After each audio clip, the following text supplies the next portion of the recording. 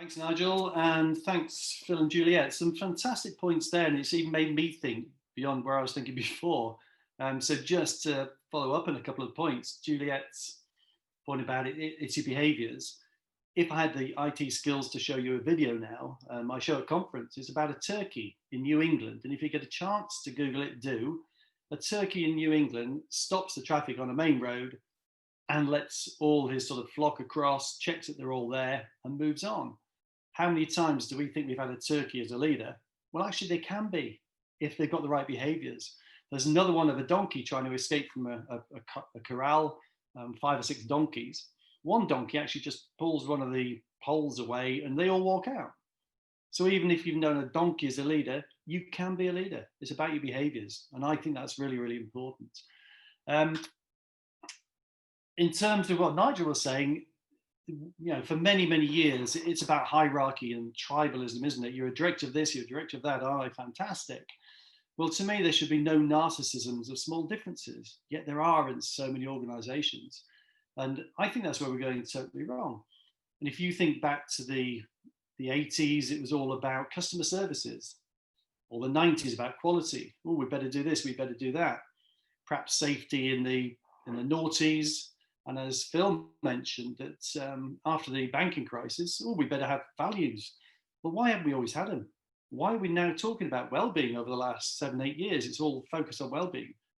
It's so wrong. It should be what we do. It's about your people. It doesn't matter what you are, whether you're talking about governance, quality, well-being, safety, it's about your people.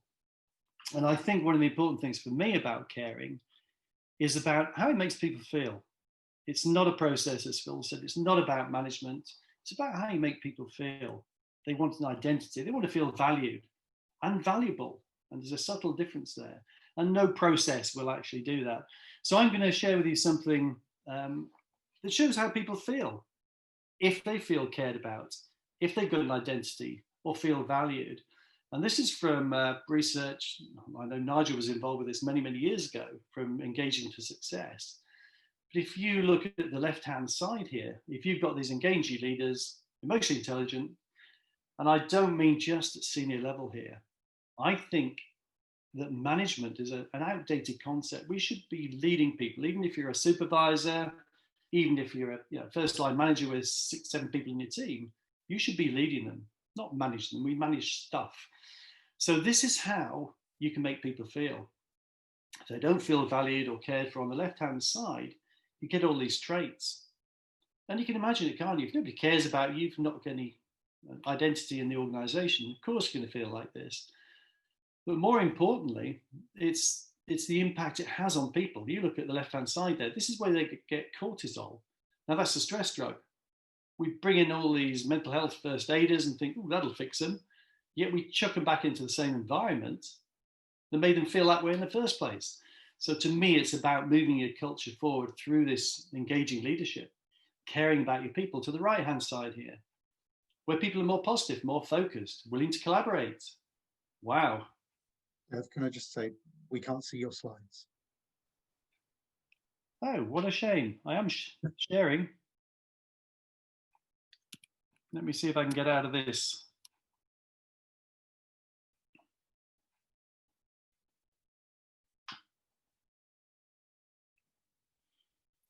Right, let's try again. Share screen.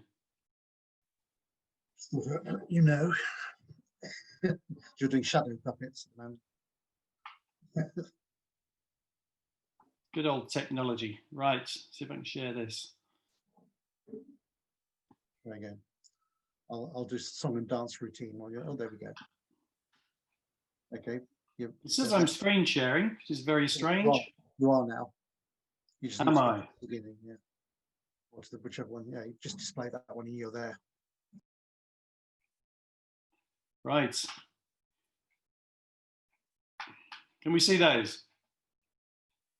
Yes. Good, thank you. There's my silos.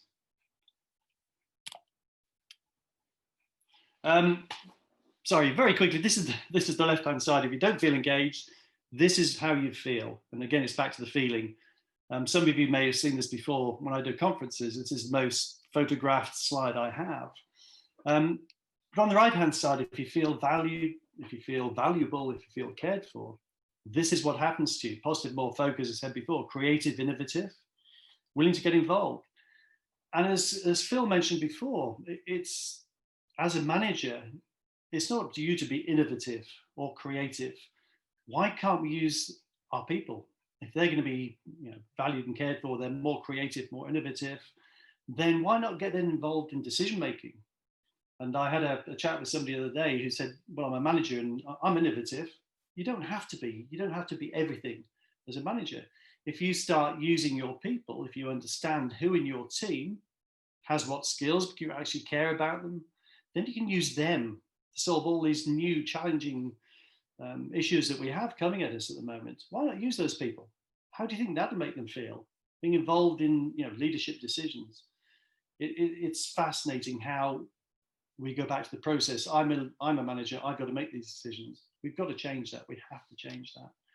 So on the left-hand side, this is, I know Carolyn's going to talk about this a bit more later. This is where you get absenteeism. And why wouldn't you? Who's going to be at work every day, all day, loving it, if they're not cared about? Presenteeism, that's where your eyes are open, your ears are open, but you're not really there. This is where you get your litigation. If you're not cared for, you're not valued, you're going to cause issues for that organization.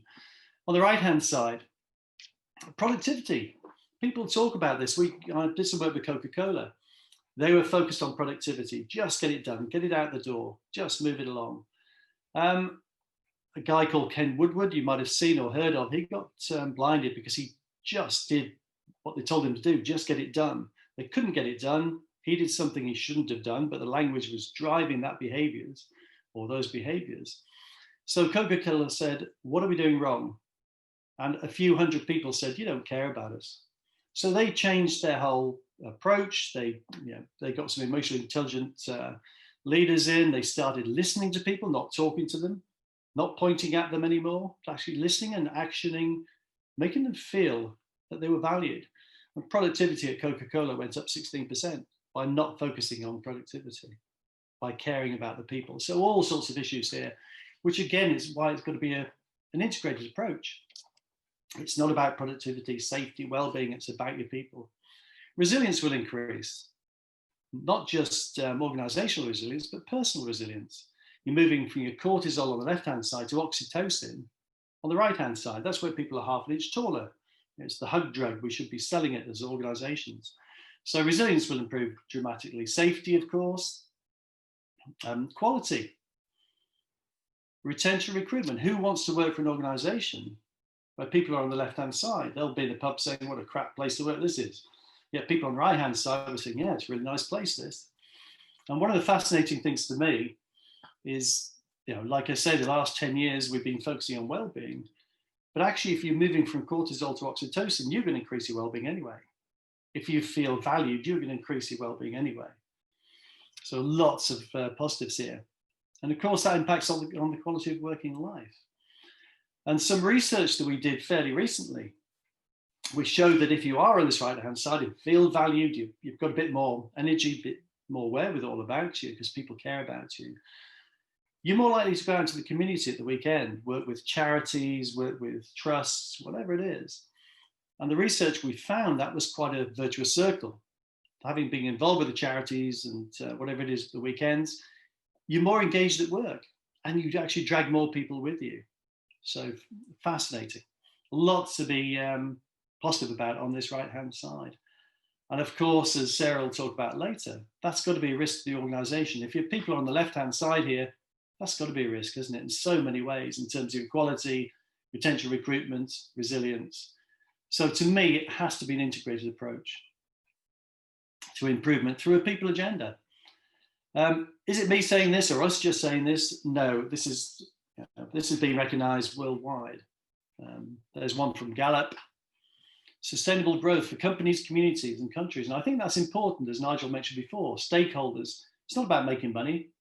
It's about achieving something for the communities and the countries involved with. Wouldn't it be great if people had these emotions at work? What a great place that would be. Yeah, having the right leaders in place, not managers, managing things, managing people. Let's lead these people. And in terms of your well-being, which everybody's focused on at the moment, this actually happens because you're moving away from cortisol to oxytocin in people's bodies. It's a fascinating impact for me, and what can happen to the organization. So that's my piece on engagement and how it makes people feel. But I'd just like to pick up another point from Phil, really, and it's I talk about a three-legged dog when I go to boards of directors or conferences, and how many people know somebody who's got a three-legged dog? Well, hands up, Nigel. I do a lot of walking in the Lake District, and I know a guy there who's got a three-legged collie. I know 3 people with three-legged dogs because I listen to them. I care about them. It's interesting to me. So as a leader, if you've only got 8, 9, 10 people in a team or a manager, then surely you should know about those people. Yeah, you should understand what drives them, what motivates them. And again, when you come to having to solve these new challenges that are coming at us in this new world, choose those different people to help you solve those problems. You should know who's got the certain skills that might be able to help you. That makes them feel valuable. The fact they're solving leadership problems makes them feel a bit like a leader. And I think in terms of the culture, it's those people will start to communicate to the rest of the people. You don't have to have a process of communication saying we're good at this because we're doing this. These people will start to go out and talk to other people and say, do you know what? These guys care about us. So it's how you make the people feel. It's nothing to do with process. The culture of care to me is making people feel valued and valuable. And as Phil said earlier, having an identity. So that's my sort of take on a culture of care. It's about engagement or creating an environment where people can engage. Thanks, Kev. Yes, and again, you see the Venn diagram we're creating here, that all of the things we've been talking about all kind of intersect at certain points, and engaging behaviors are right in the middle of all of that. I think you've just highlighted that again. Question is, here's a question for you, and this is a doozy, you'll love it. Given what you've just said then, is it possible for someone who's bloody useless as a leader to suddenly become good at it just by changing the way they behave? That's a good question. I think there's a couple of words you use there. Suddenly, no. If they want to, then there's an opportunity, as Juliet said. It is about changing those behaviors. People can learn to change the behaviors. It can be hard work, and some people won't make it, I believe. And some of the work I've done before, talking to these managers who are becoming leaders, that change is going to be hard for them, and it's transformational, isn't it, of course? But the hardest thing they were finding is saying thank you to people that were pointing out, actually, you shouldn't be doing that. Remember, we're talking about this now. And that was the hardest transition, is saying thank you to people when before he was shouting at them. And they're coming back, giving him feedback or her feedback. And having to say thank you for that was quite hard. So I think, yes, you can, A, if you want to, and B, by changing your behaviors. Absolutely.